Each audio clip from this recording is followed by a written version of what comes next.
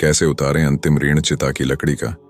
क्या आप जानते हैं, मृत्यु के बाद भी कुछ ऋण होते हैं जो मनुष्य का पीछा करते रहते हैं।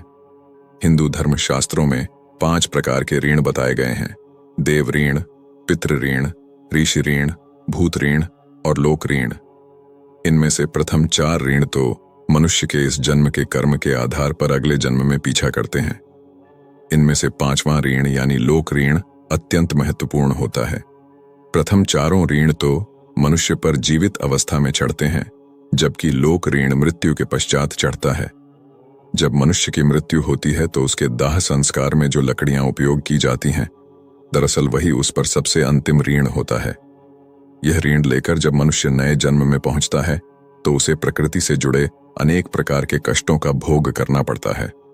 उसे प्रकृति से पर्याप्त पोषण और संरक्षण नहीं मिलने से वह गंभीर रोगों का शिकार होता है। मनुष्य की मृत्यु के बाद सुनाए जाने वाले गरुड़ पुराण में भी स्पष्ट कहा गया है कि जिस मनुष्य पर लोक ऋण बाकी रहता है, उसकी अगले जन्म में मृत्यु भी प्रकृति जनित रोगों और प्राकृतिक आपदाओं, वाहन दुर्घटना में होती है। ऐसा मनुष्य जहरीले जीव जंतुओं के काटे जाने से मारा जाता है। अब प्रश्न है कि क्या यह ऋण से मुक्ति हो सकती है?